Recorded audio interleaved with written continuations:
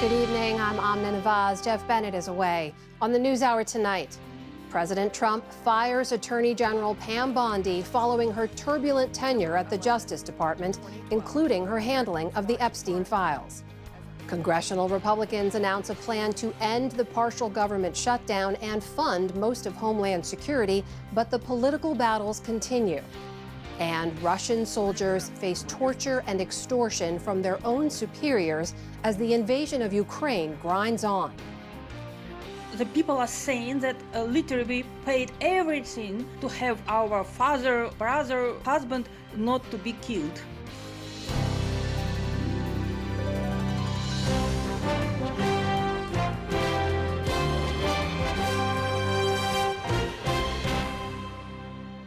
Major funding for the PBS News Hour has been provided by Cunard is a proud supporter of public television.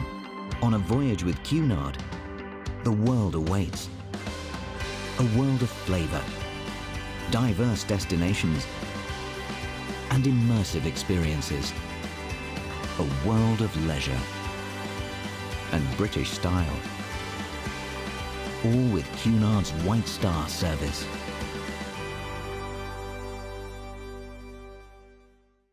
Certified financial planner professionals are proud to support PBS NewsHour. CFP professionals are committed to acting in their clients' best interest. More information at letsmakeaplan.org.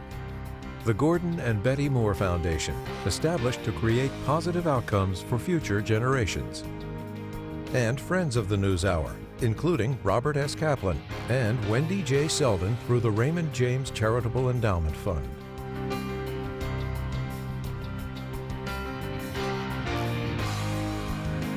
And with the ongoing support of these individuals and institutions.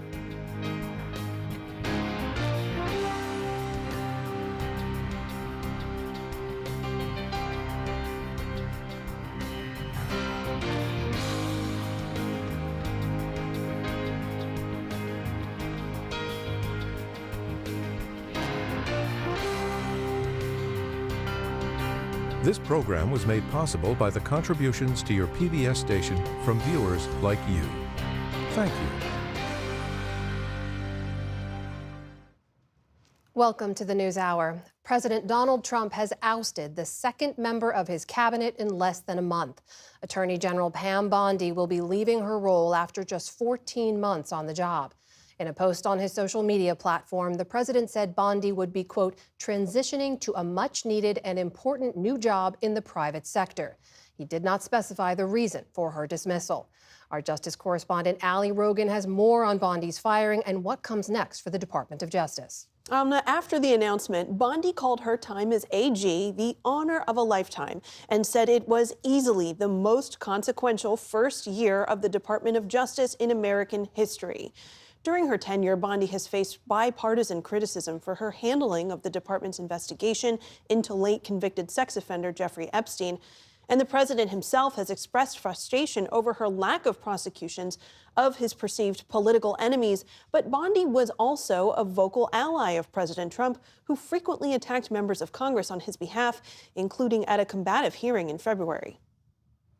I find it interesting that she keeps going after President Trump, the greatest president in American history. Deputy Attorney General Todd Blanche, who previously served as President Trump's personal attorney, will lead the department until the president names a new nominee for the role. For more on what this means for the DOJ, I'm joined by Mary McCord. She's a former acting assistant attorney general for national security and longtime federal prosecutor. She's now executive director of the Institute for Constitutional Advocacy and Protection at Georgetown Law. Mary, thank you so much for being here. Thanks for having me. 14 months in, what is Pam Bondi's legacy going to be as attorney general? Well, I think probably the things that people will remember her for the most probably is the debacle of the Epstein investigation. I mean, way back early in Donald Trump's tenure, she really promised that the client files were on her desk. That had to have just been made up because it was only months later that she said, we don't have anything here. I've, investigated this along with the FBI director. There's no criminal cases coming out. There is no client list. And then, of course, we've seen what has happened since then. There are so many other things that she did that I feel like she should be remembered for, and these are mostly not good things at all, completely undermining the independence of the Department of Justice from the White House, saying famously in the Great Hall the first time she addressed the men and women of the department that she was so pleased to be working under the direction of the President of the United States. And that's really complete anathema to the prosecutors who in order to show the American people that justice is not being used for political purposes, want to keep that distance. Why do you think this is happening, and why now? Yeah, I have actually thought for some time that this was, going to happen, and it's getting in Donald Trump's mind about when he decides to do something is difficult to do. Certainly. It's usually tied to a news cycle or to try to distract from news, I think. And so, today it's not clear. He had a bad day in the Supreme Court yesterday with the birthright citizenship argument, which had really nothing to do with Pam Bondi, but still. Perhaps he wants a distraction. Now, whether this is the kind of distraction he wants, I don't know. The Epstein matter, what this really will do is bring that back into the fore of discussion, even while people were starting to discuss other things, because, again, I think that's really one of the things she's most known for. We also know that President Trump was frustrated with her failure to successfully prosecute some of his political adversaries, James Comey, Tish James, to name a few. Some of the top names being circulated to replace her include current EPA Administrator Lee Zeldin, U.S. Attorney for Washington, D.C., Jeanine Pirro. Would any of these names have any more success in those prosecutions of political adversaries than Bondi did? Her lack of success there is because the evidence didn't support the charges. And that's what we've seen when grand juries, like we've heard already under Jeanine Pirro's watch in Washington, D.C., a grand jury rejected efforts to indict the members of Congress who had, put out the truth in a statement saying that members of the military, owe an oath to the Constitution and not to obey unlawful orders. That was just a true statement. And the, grand jury refused to indict. We've seen vindictive and selective prosecution motions filed in the cases of James and Jim Comey. Now, the court didn't have to actually reach the final merits of those because they kicked those cases out on the grounds that Lindsay Halligan was unlawfully, in that office. But they were powerful motions that even though Lindsay Halligan had managed to get indictments there, those motions and some other statements by the judges in those cases suggested she might have done so by saying things to the grand jurors that she wasn't supposed to say. So the long and the short of the answer to your question is, a different person doesn't change whether there is a lack of evidence. And some of the suggested prosecutions are just really straining to find something to prosecute. Todd Blanche, who's currently the Deputy Attorney General, will serve in the acting capacity as the leader until someone is named. He was President Trump's former lawyer. He interviewed Ghislaine Maxwell last year. Epstein survivors who have criticized the DOJ's handling of this say it's not about Pam Bondi. It's about a system that has failed them repeatedly. So is Todd Blanche going to provide continuity here in terms of how the DOJ has handled it thus far? I mean, with respect to that case, I think he really made a mess of things when he did do that interview with Ghislaine Maxwell, because he suggested that this was going to sort of come to some sort of conclusions. But what we've seen when you read the transcript of those interviews, as a former prosecutor, there's nothing about that interview that tracks with what prosecutors would normally do when they are interviewing somebody who is complicit in the crimes, right? And he was a former prosecutor, or was a prosecutor. He is a former prosecutor, so he does know better. I don't think he has definitely been as involved in this matter as Pam Bondi was, and I think that now he's maybe benefited from so much criticism being levied against her, and that focus may turn more to him now because she's not going to be there. Mary McCord with Georgetown Law, thank you so much for your insights. My pleasure. Any nominee the president selects to replace Pam Bondi will have to face confirmation in the U.S. Senate. For more on how that could play out, as well as a Republican deal to fund the Department of Homeland Security, I'm joined by Andrew Desiderio. He's a senior congressional reporter for Punchbowl News. Good to see you again. Great to see you. So let's pick up here on who could replace Pam Bondi. The president has not yet said who his pick would be, but how do you see that confirmation process playing out, and could it move as quickly as we saw Markwayne Mullins, who became the new DHS secretary, in a matter of weeks? Well, there's a lot that the Senate has to do when it comes back from recess on April 13th.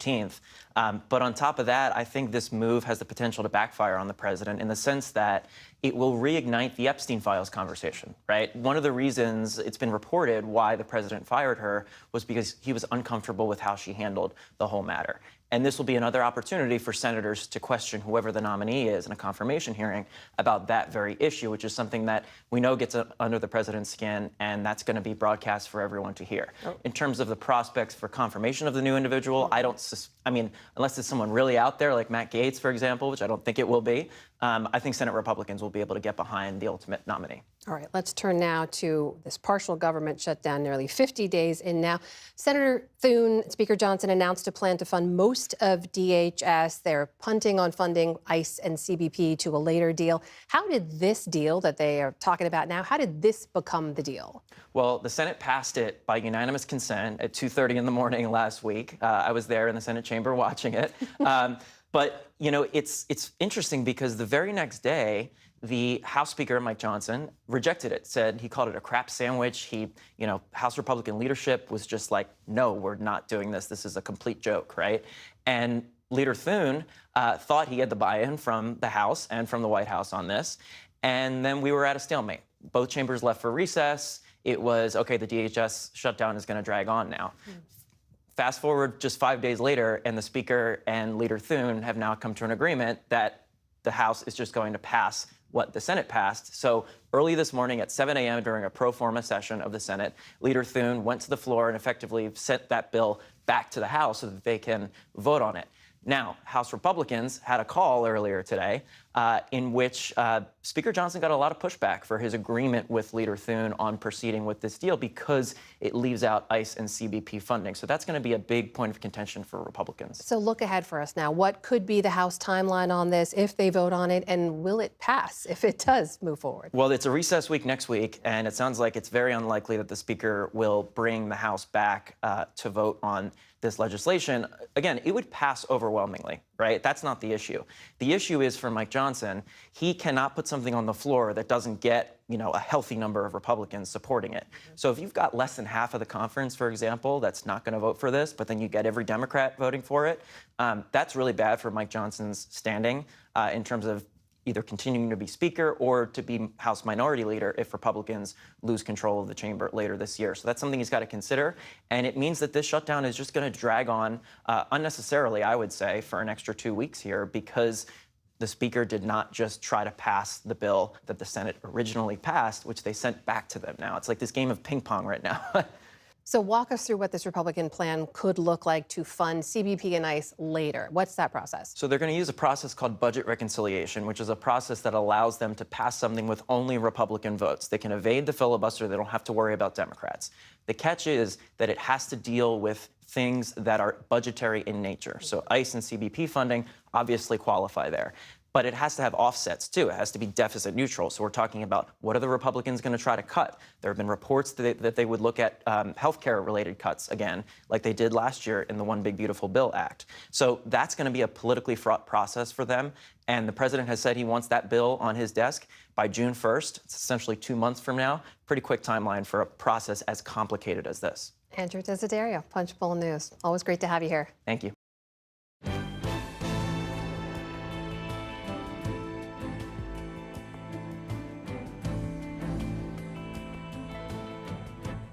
Today in New York and London, leaders from European and Middle Eastern countries worked to develop a plan to try and reopen the Strait of Hormuz, which has been largely closed since the war in Iran began. And after President Trump's speech last night predicting 2 to 3 more weeks of war, the U.S. and Israel continued to bomb Iran today, and Iran continued its strikes on Gulf countries and in Israel. Here's Nick Schifrin. Outside Tel Aviv tonight, the threat is constant. An Iranian missile evaded Israeli air defense, shattering car windshields and puncturing this water pipeline. It shows how, despite 1 month of war across Israel and the Gulf, Iran still can project power and display defiance. Spokesman Elias Hazrati. Our missile capabilities are growing stronger day by day. Moreover, the Strait of Hormuz is in the hands of Iran's powerful forces. Iran's assault on oil vessels and other energy targets in and along the strait has led to a staggering decline of traffic in what was one of the world's most important oil and natural gas choke points. Before the war, the number of cargo ships going through the Strait of Hormuz in either direction averaged more than 100 per day. 1 month ago, at the start of the war, that number dropped off a cliff, and only handfuls of boats that Iran chooses are now transiting. We have seen Iran hijack an international shipping route to hold the global economy hostage. Today, a group of more than 40 countries, led by British Foreign Minister Yvette Cooper, coordinated plans to reopen the strait after the war ends. This mostly European and Arab coalition, born from behind-the-scenes diplomacy with the U.S., but also because European leaders realized a program to sell American weapons for Ukraine was at threat if Europe didn't respond to President Trump's demand to help open the strait. We are focusing on the effective coordination that we need across the world to enable a safe and sustained opening of the strait. Conflicts do not end on their own. They end when leaders choose dialogue over destruction.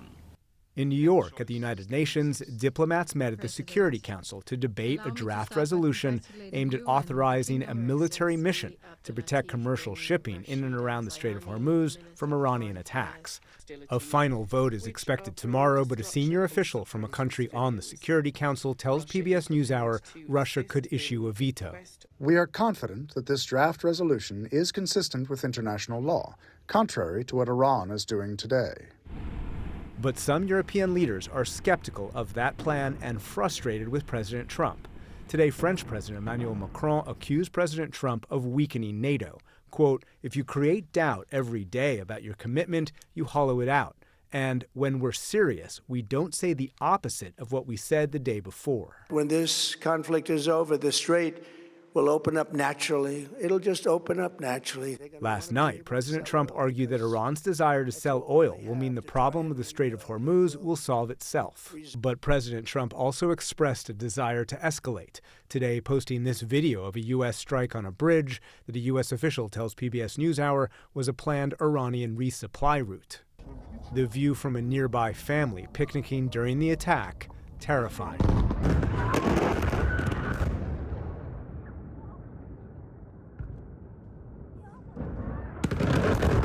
And Iran's foreign ministry also posted these photos today of what it said was an attack on the century-old Pasteur Medical Research Institute in Tehran.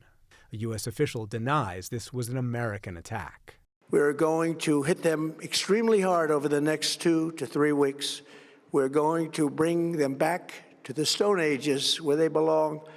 In the meantime, discussions are ongoing. Yet if during this period of time no deal is made, we have our eyes on key targets. If there is no deal, we are going to hit each and every one of their electric generating plants very hard and probably simultaneously. The markets did not like that message, opening down, and Brent crude prices spiked. Traders apparently disappointed that the president did not signal the end of the war. And the war continues to reverberate. Massive U.S. airstrikes in central Iran. In Isfahan province, a critical hub for its nuclear program, clouded in apocalyptic smoke as the U.S. targets ammunition depots.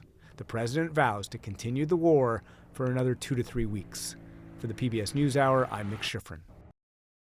In the day's other headlines, President Trump's White House ballroom project got final approval today from the agency overseeing all construction on federal property in Washington, D.C.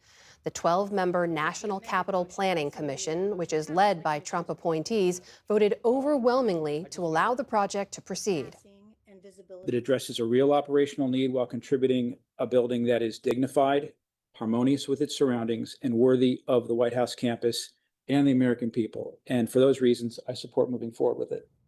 Despite today's approval, the plan still faces legal hurdles. A judge earlier this week ordered construction to stop, but allowed 2 weeks for the administration to appeal. That ruling said President Trump is, quote, steward and not owner of the White House, and that Congress must also approve the project. The president argues none of that should be necessary. The Army's Chief of Staff, General Randy George, is stepping down effective immediately. The NewsHour has confirmed that Defense Secretary Pete Hegseth asked that he agree to take early retirement. George's ouster is just the latest of more than a dozen high-level dismissals of top generals and admirals by Hegseth since he took over the Pentagon last year. George will be replaced on an acting basis by General Christopher Leneve, who until February was Hegseth's senior military advisor. Democratic Party leaders are suing to block President Trump's executive order targeting mail-in voting. The lawsuit was filed by Senate Minority Leader Chuck Schumer and House Minority Leader Hakeem Jeffries, along with other party groups. It argues that, quote, President Trump possesses no such authority to order such a sweeping change to American elections. Trump's order calls for the creation of a federal list of those eligible to vote by mail. It also threatens to withhold federal funds from states that don't comply. Responding to the lawsuit, a White House spokesperson criticized Democrats for being, quote, upset about lawful efforts to secure American elections. In Colorado, an appeals court today ordered former county clerk and election denier Tina Peters to be resentenced. She's been serving a 9-year prison term related to her efforts to find fraud in the 2020 election, which Joe Biden won. The judges today said that her continued promotion of election conspiracies should not have been a factor in her sentencing in 2024, saying it violated her free speech. But they also rejected President Trump's attempt to pardon Peters since she remains convicted of state crimes. In Northern California, a 4.6 magnitude earthquake struck early this morning, rattling millions as they slept. The quake struck near the small mountain town of Boulder Creek, but was felt up to 100 miles away, including around San Francisco. There have been no reports of serious damage. In the meantime, a more serious quake struck clear across the globe today in Indonesia. The kids were shouting, "Mom, Mom, come down quick." So we went downstairs, found the emergency stairwell, and hid in the storage room. The 7.4 magnitude quake sent this hospital patient and her family scrambling for safety. Many more fled their homes and public spaces as dozens of aftershocks followed. The quake toppled parts of buildings into streets and caved in roofs and ceilings. At least one person was killed.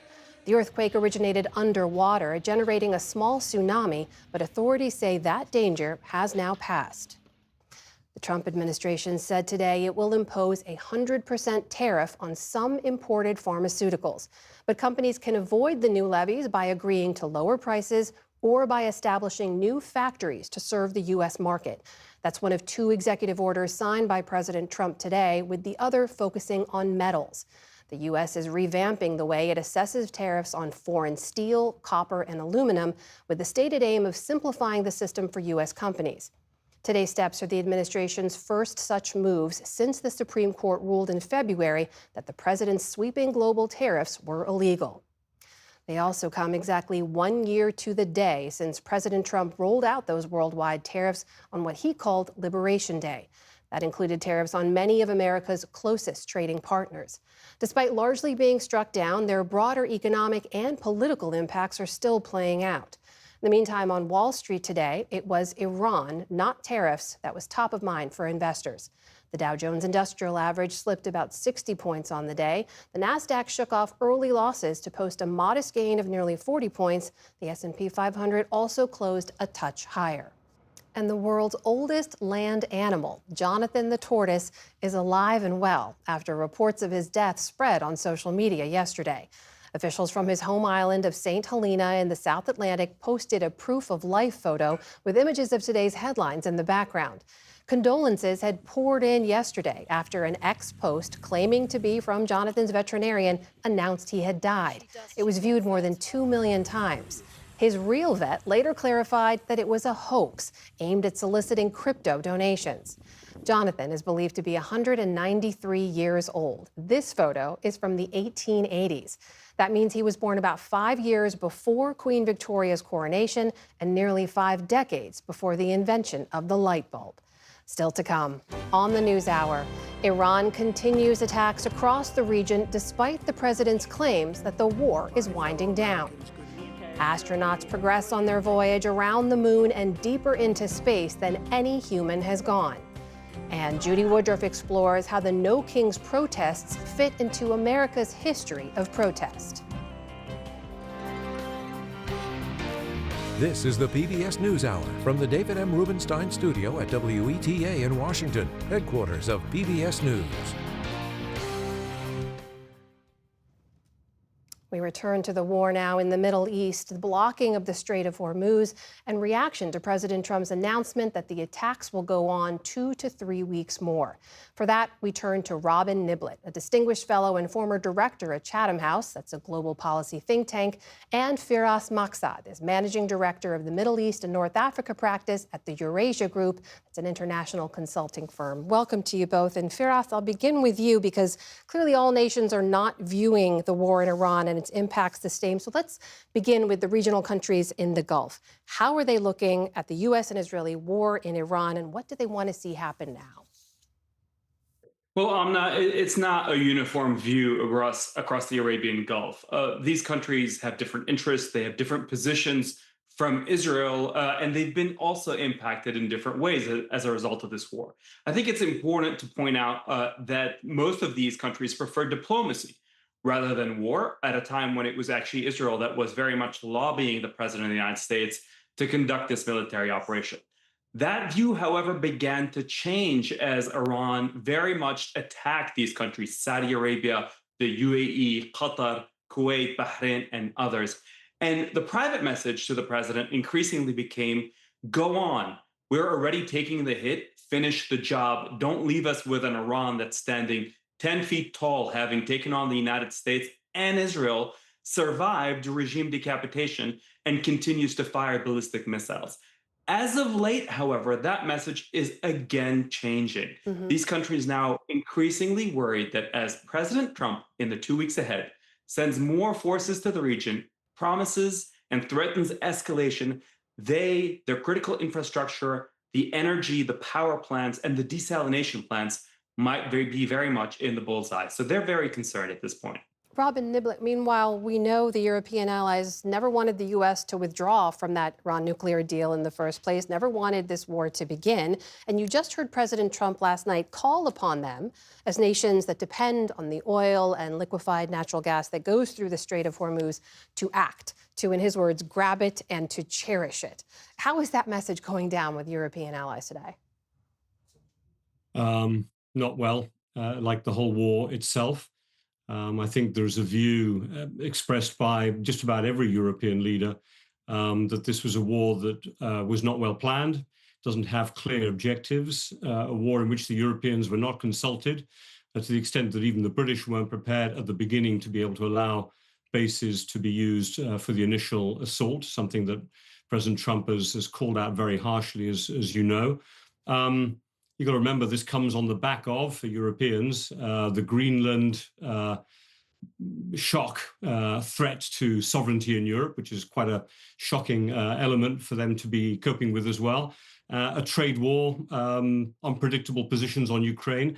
I think for most European leaders, they've realized that while they've been sort of buying time on Ukraine, trying to sort of buy time and simply try to jolly President Trump along on Iran is the wrong approach to take. So you've seen some really clear language from all the top leaders in Europe, from Keir Starmer, from Macron, even from Germany's Chancellor Merz recently, saying that this war has not been thought through. We're not going to be involved. Even Giorgia Meloni in Italy, she has also been critical recently of a badly thought through war that's against international law. So how's it seen? Not well, and also a sense that we're going to take the hit. Economically, as you noted, I mean, we don't get much oil from the Gulf anymore. We do get some important liquefied natural gas, and our gas prices are already high because of the war against Ukraine by Russia. So we know we're going to take more of the hit So then for President Trump to kind of do the "we broke it, you own it," as people have described it, is seen as galling, to put it mildly. For us, this focus by the president on reopening the strait and the push for other nations to take control and act to do it, how are Gulf nations looking at that effort? Well, Amna, that is a point of grave concern for them. There are some nations in the Gulf that are entirely dependent on exporting through that narrow body of water. Now, there are others that don't, that have workarounds. Saudi Arabia has an east-west pipeline that allows it to channel quite a bit of its oil to the Red Sea.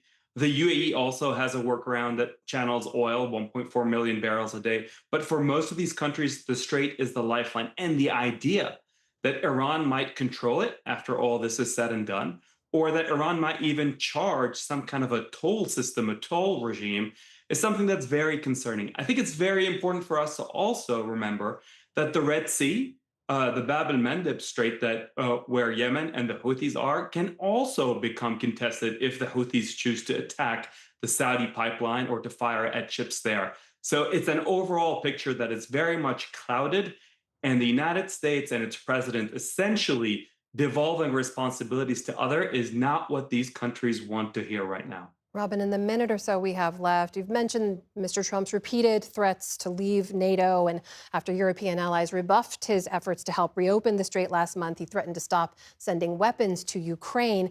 How are those threats influencing how European leaders are viewing this moment and what they might do? Well, I think obviously it's a deep source of concern. Mark Rutte, the Secretary General of NATO, convened a private call with some of the main European leaders saying, look, this is serious, and it's serious especially for military support to Ukraine. Europeans now pay for that military support for Ukraine, but we need to be able to buy a lot of it from America. We don't have the equipment ourselves. So you saw a lot of these moves to say that we will provide some type of maritime reassurance force after there's a ceasefire. That followed a request from Mark Rutte to try to tone it down over NATO. I think in the long term, however, Europeans believe they just need to get through the next 3 years. They reckon that NATO will survive if we can get beyond the Donald Trump presidency. And that's what they're focused on right now, is surviving these next 3 years. All right, that is Robin Niblett and Firas Maksab joining us tonight. Gentlemen, thank you both for your time and insights. Appreciate it. Pleasure. Thank you.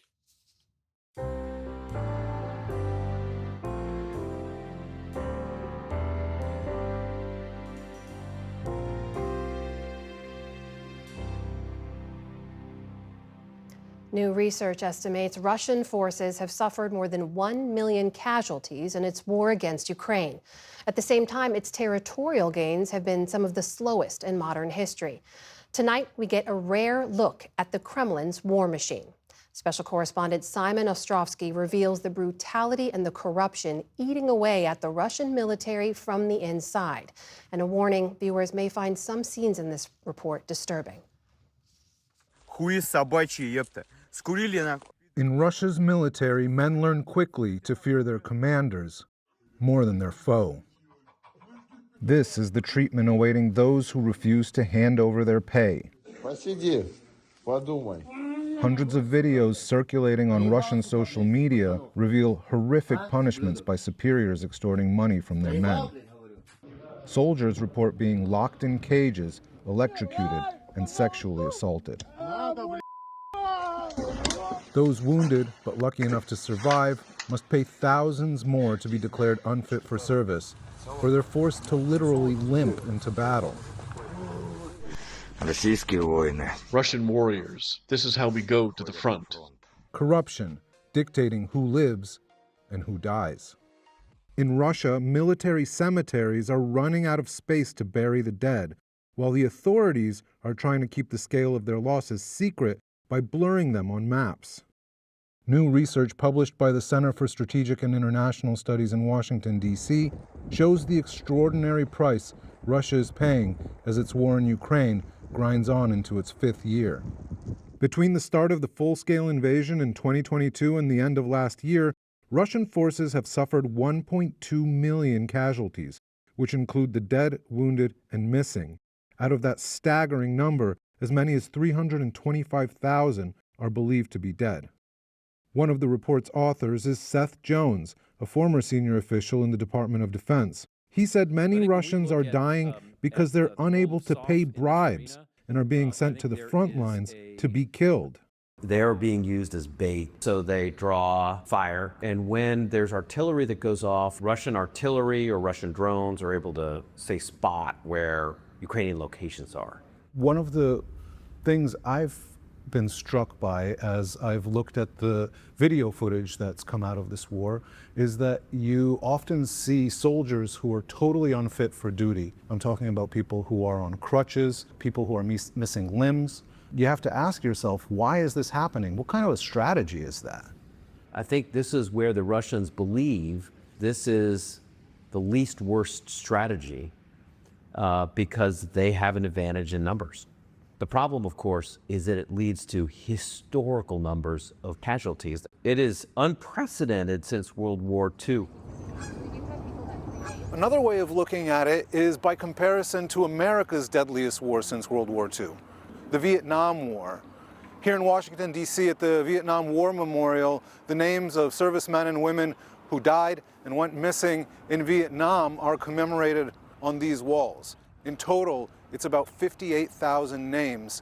Russia's war dead in just 4 years are more than 5 times that number, and the multiple is even higher if you consider the missing in action.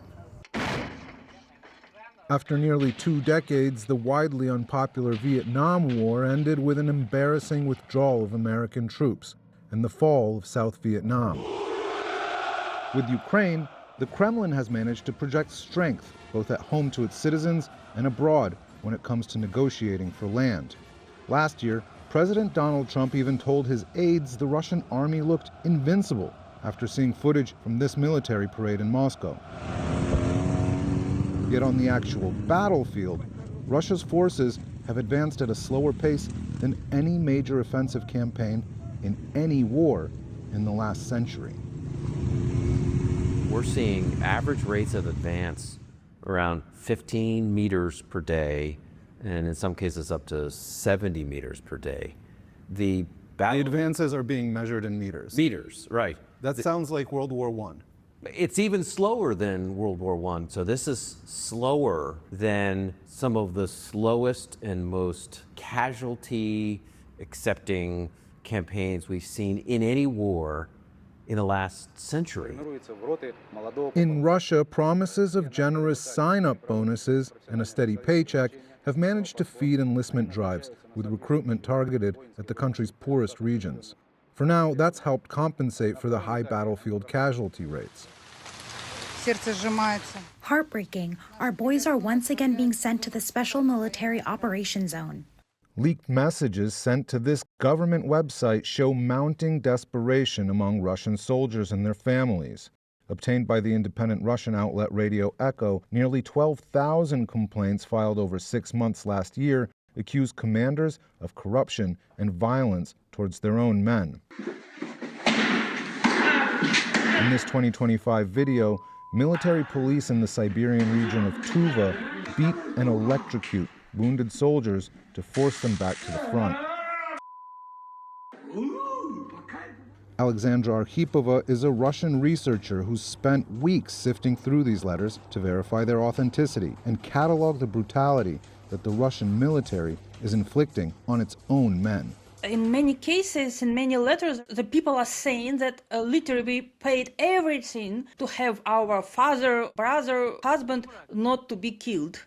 In many cases, superiors, they use tortures to take money from the soldiers. How did you end up here? I refused to go on the mission. Why did you think you could do that? I'm wounded. And this is the Russian army doing this to its own soldiers? Yes, correct. She told PBS News the army shifts the cost of the war in Ukraine onto the soldiers themselves through extortion. Soldiers report handing over up to 80% of their salary just to stay alive. What did he do to you? He shoved a Why? What for? because I didn't give him money. How much was he demanding? $3,900. Price lists dictate new rules of engagement. $2,000 to be assigned to a post as a drone operator away from the front line. $6,000 to serve in the rear, a staggering $12,000 for a forged discharge on medical grounds. The picture you describe is hellish. If the entire military is functioning like this, it couldn't really perpetuate the war for much longer. The situation in Russia, from the economical point of view, is very bad. Poor people, they became poor, and so they go to the war. Taxes are going up, and it's a big problem now what to buy for dinner. And this is the price of the war. With Russian oil and gas revenues down 24% last year, the price of war is no longer just the 35,000 Russian casualties a month. It's also new taxes the government has been forced to levy, coupled with skyrocketing prices for consumer goods. In the fifth year of what was meant to be a three-day war, the outlook for Russia has never been so grim. For the PBS News Hour, I'm Simon Ostrovsky in Washington, D.C.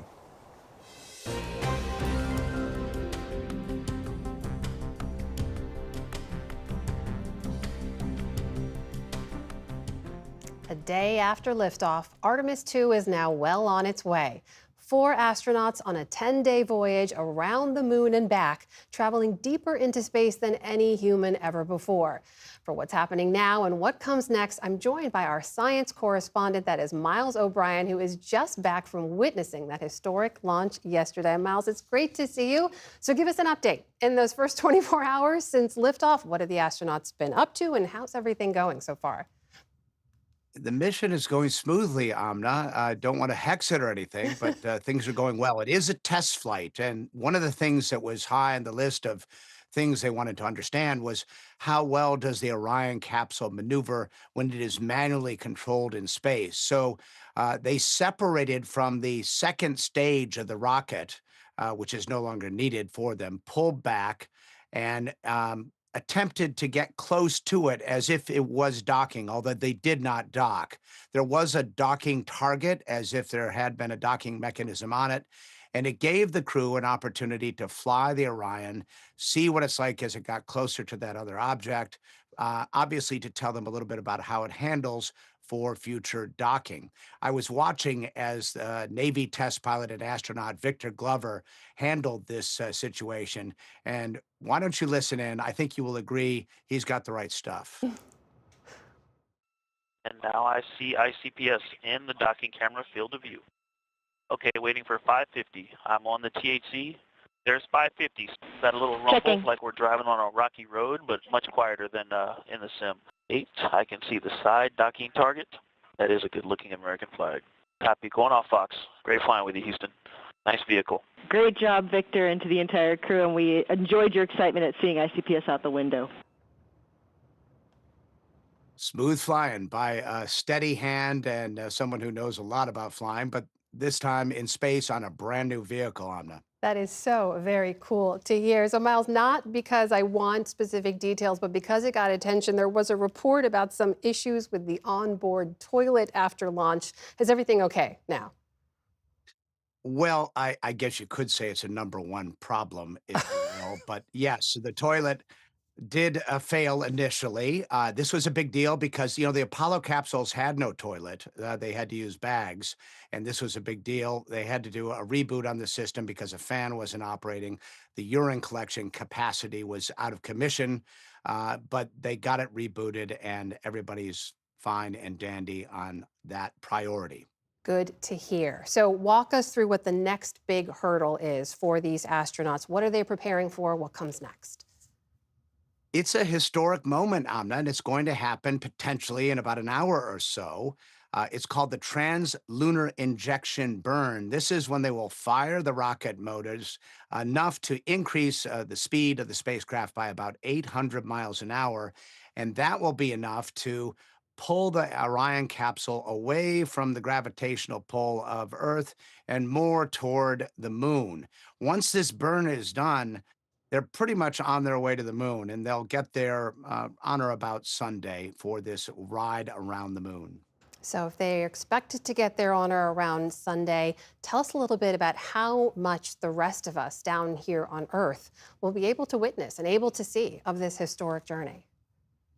Well, the new administrator of NASA, Jared Isaacman, had made it possible for them to bring their iPhones. They had been banned for astronauts by NASA because they were concerned about them being flammable. He said, that's crazy. Bring your iPhone. So we're going to get some great selfies for sure. But I will tell you this. If you go back to 1968, Apollo 8, perhaps the most audacious Apollo mission of them all, the world was just completely gobsmacked by the image captured by Bill Anders, one of the crew members on that Apollo mission. As they orbited the moon, they saw this blue orb arise, and it was Earth. It was an Earthrise shot, and it took everybody back. It helped really, in many ways, start the environmental movement here on Earth. You know, and I've talked to several Apollo astronauts, and almost all of them to a person say they went to the moon.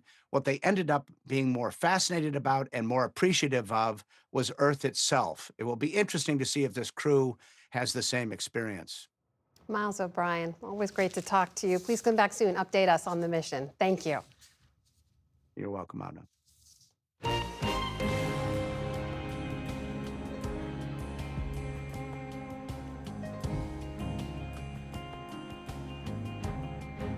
Organizers said some 8 million people showed up to the third nationwide No Kings protest over the weekend. Demonstrators at thousands of events rallied against the war in Iran, immigration enforcement, and what they see as executive overreach by the Trump administration. Judy Woodruff went to the protest in Minnesota to explore how No Kings fits into America's long history of protest. It's for her series, America at a Crossroads. It was a rally with big names and an even bigger crowd. Citizens stood for justice. Some 100,000 people marched to the state capitol in St. Paul on Saturday, dressed like kings and founding fathers, carrying signs and speaking against an administration they called tyrannical. He's a dictator. He's an authoritarian. What else can I say? They're destroying our democracy and choosing to do whatever they want without any repercussions. Organizers picked Minnesota as the flagship No Kings protest following the Trump administration's sweeping immigration crackdown here. For months, federal agents repeatedly clashed with residents, made thousands of arrests, and killed 2 U.S. citizens. 34-year-old Miguel Hernandez, whose parents are from Mexico, served as a marshal during the protest. A lot of people are coming together, spreading all these ideas that yes, we should stand up against tyrants, but we should make better communities. Hernandez and his family own 2 restaurants in the Twin Cities, and even though Operation Metro Surge has technically ended, he says both residents and businesses continue to struggle. Some of these restaurants lost 80% of their clientele for 4 months. Some of their staff members aren't coming back, too. To see that bloodshed on the streets that I call home, the streets that I drive past every day, that's a great trauma a lot of us felt here. But Hernandez says No Kings is about more than what's happened in Minnesota. I'd love for more folks to say, in the face of authoritarianism, yeah, you might risk something, but at the end of the day, you'll be helping someone. Step out of your comfort level and push back on something that will ultimately get worse if we do not. What these moments call for are citizen action. That's the thing that works, not the traditional story of the 3 branches of government, one branch checking another. Corey Brettschneider is a political scientist at Brown University. His 2024 book, The Presidents and the People, tells the story of 5 presidents who pushed the boundaries of executive power and the citizens who pushed back. The sort of myth that we often tell that all the framers were believers in democracy is not true. There really was an authoritarian current, an understanding of the Constitution from very early on. His first example is John Adams, who used the Sedition Act of 1798 to prosecute members of the press who criticized him. Adams thought the word republic was compatible actually with monarchy. The newspaper editors who fight back against Adams really use that moment in order to turn the election of 1800 into, at least in part, a referendum on the idea of, is there a right to dissent? Adams lost that election to Thomas Jefferson. Over the years, many presidents have been depicted as kings, including Abraham Lincoln, who during the Civil War suspended habeas corpus, a person's right to challenge their own detention. Franklin Delano Roosevelt was also labeled a king for, among other things, serving 4 terms as president and attempting to pack the Supreme Court. But Brett Schneider says authoritarian only accurately applies to a much smaller group. Even if numerically it's far from a majority, you really only need one to succeed. In those instances, we largely did fight back. We did recover, but that's not a guarantee of the future. There's no law of political science that says citizens defending the Constitution from an authoritarian president will win out. I better be out to fight for what I believe and what, the founders of America stood for over 200 years.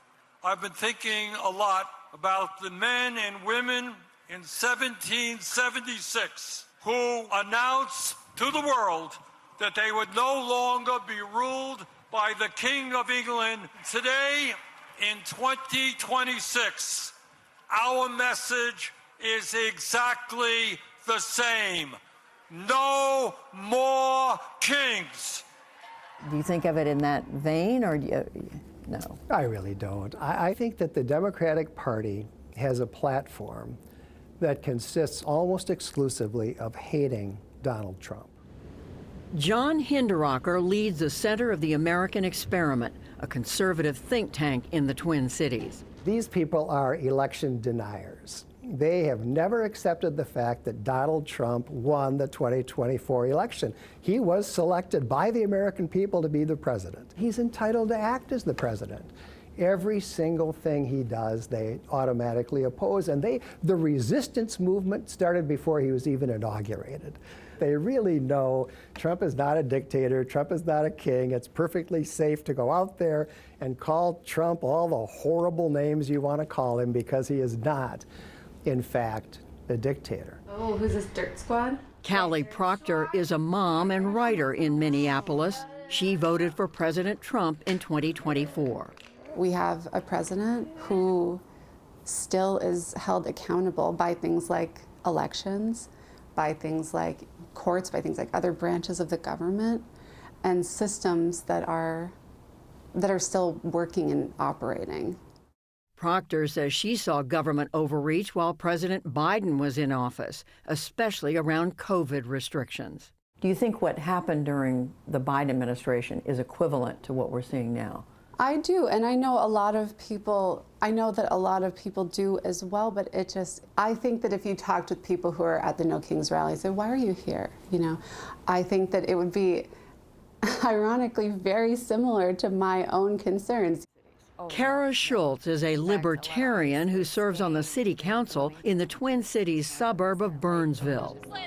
Around 2009, Schultz attended Tea Party protests against government spending and President Obama's health care policies. And this year, she was on the front lines as Minnesotans confronted federal agents. We had armed masked men coming into our neighborhoods and lobbing tear gas. But that is what government power looks like. It's just how in your face it's going to be or not. We have seen this over and over and over through our country's history, but most of the time, most of us are able to turn away. And we're at a point where it is so pervasive in our communities that we can't turn away. Still, Schultz has not participated in No Kings protests. A lot of the messaging is very Trump-specific, as if he is only the problem, and if he's replaced with someone else, the problem goes away. She says her biggest concern is that authoritarianism has become normalized. According to preliminary results from a 2025 survey, about a third of U.S. adults believe having a strong leader for America is more important than having a democracy. But during Saturday's protests, at least, that idea was nowhere to be found. It's a No Kings rally. What does that say to you? Democracy. That's what this country was founded on, and I love this country. I don't want to see that go away. There's been a lot of people who've done this in the past, and it's kept America from tilting too far in the direction of authoritarian government, and I think it should always be that way. We should always Our government should listen to the people. Thank you, Minnesota! For the PBS News Hour, I'm Judy Woodruff in St. Paul, Minnesota.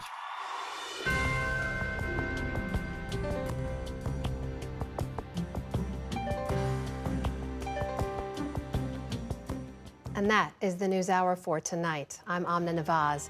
On behalf of the entire NewsHour team, thank you for joining us. Major funding for the PBS NewsHour has been provided by Cunard is a proud supporter of public television. On a voyage with Cunard, the world awaits. A world of flavor, diverse destinations, and immersive experiences. A world of leisure and British style. All with Cunard's White Star service.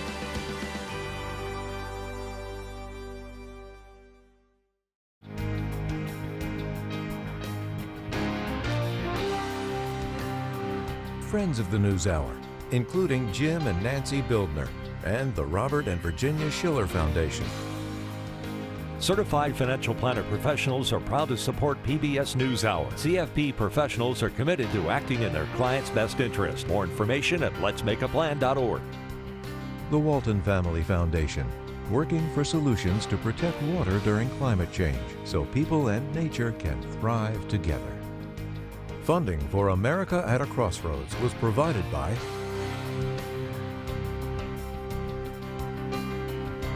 and with the ongoing support of these individuals and institutions.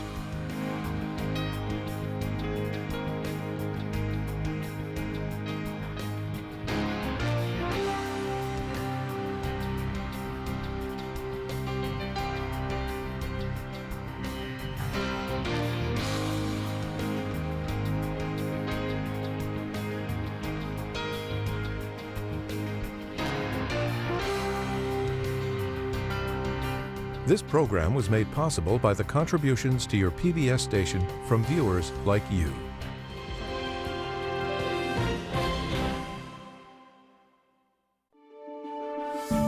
You're watching PBS.